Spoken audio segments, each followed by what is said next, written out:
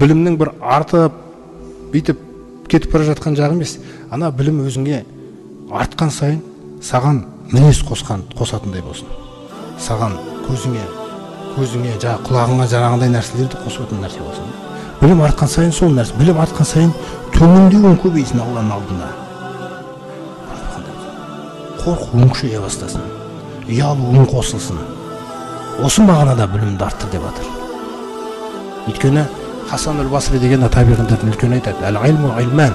Білім деген ол екі түрлі болады дейді. Әл-илму илмун фил-лисан дейді, ва илмун фил-қалби. Біреуі тілдегі білім дейді. Тілдегі білім дейді. Неге оны тек қана тілдегі деп айтты? Мына жаққа қарай ықпалы жоқ дейді оның. Фазака худжатун аля бани адам. Бұл жаңағы, егер ондай ілім кімде болса, ол өзіне қиямет күні қарсы шығатын құжат дейді. Қараңыз қандай нәрсе. Соқтан оқи беру, интернеттен болсын, неден болсын, көп нәрсені оқи беріп, таласа беретін бір әдеттер болып қалады ғой. Бұл негізі асыл жақсы нәрсе емес екен. Өйткені мағлұматың қосылған сайын өзіңе қарсы шығатын құжат қосылады. Мағлұматың көп, құжат қосылады. Сосын өзіңіз егерде бүйтіп таластырып тұратын болса, хадистерді, мен андай хадисті білем ғой десе, сосын айтады: "Менде андай хадис бар" деген нәрсе, байқау керек бұл нәрселерден.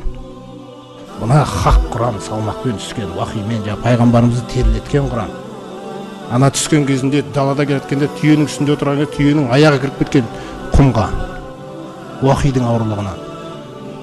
Біз сол қадір түсінейік, бұл не өзі келген бізге? Бұл Әл-Құрану худжатун лака ва алейка дейді. Ескертіп жатыр пайғамбарымыз саллаллаху алейхи ва саллям. Тәрбиелік мақсатта ескертіп жатыр да.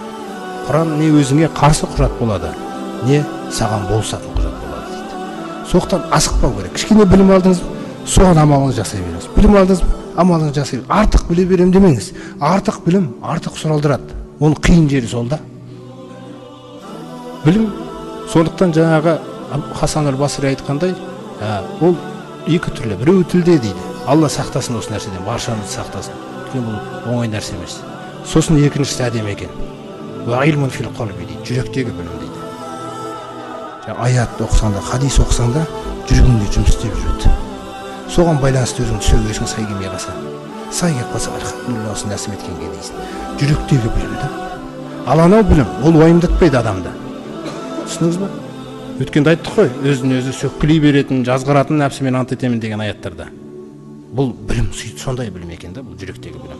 Бір нәрсе сай келмей қалса, көңілің түсіп кетеді. Астағфирулла ва атубу илейхи деген сөздерді айта бастайсыз. Bir нәрсені істесеңіз қуанып, Алла Тағаланы мақтайсыз соған. Бұл білім дейді. Жүректерді түзейтін білім юслихул қулуба. Жаңағы кісі айтып отыр Хасан аль-Басри. Жүректерді түзейтін білім осы дейді. Бұл білімді дейді. Фазака аль-илмун нафи. Бұны пайдалы білім деп атайды дейді. Сөйтіп білім неше түрлі болды? Пайдалы және пайдасыз. Пайғамбарымыз саллаллаху алейхи ва салламнан қалған мұра дұғасы, мысалы, мұраланған дұға: Аллахумма аллимни ма янфауни. Аллахым, маған пайда беретін нәрсені ғана үйретші. Ванфани бима алламтани. Маған үйреткен нәрсеңді пайдаға асыршы. Қараңыз қандай нәрсе. Сосын барып вазидни илман деген. Және маған білімімді арттыршы осындай. Өйткені жаңа Хасан аль-Басрилер сахабалардан естіген, ол кісі мынандай нәрсені айтады: Әуелу ма юрфағу минал илми аль-илмун нафиғ. Мына үмбеттен дейді, ең әуелі алып кетілетін нәрсе, жаңа айтты ғой, Құранда алып кетуі мүмкін деп. Құранда кетпесе де, бұл үмбеттен ең әуелі алып кетілетін нәрсе пайдалы білім дейді. Фаябха илмун фил лисан. Сөйтіп тілдегі білім қалады дейді жердің бетінде. Ла яъмалуна. Ол білімнің иелері дейді, ла яъмалуна би муқтадаху. Олар өзі айтып жүрген нәрсесінен амал жасай бермеуі мүмкін дейді. Өздерін үйретіп жүргендер дейді. Қараңыз қандай нәрсе. Сөйтіп ол білімді де Алла Тағала алып кететін уақыты келеді де. Фатақуму саату ала ашрарил халқи. Сөйтіп қиямет сағаты келеді жердің бетіндегі ең жаман адамдардың үстіне дейді. Міне сондықтан құрметті жамағат, пайдалы білім. Алла Тағаладан әрдайым сол нәрсені сұрайық.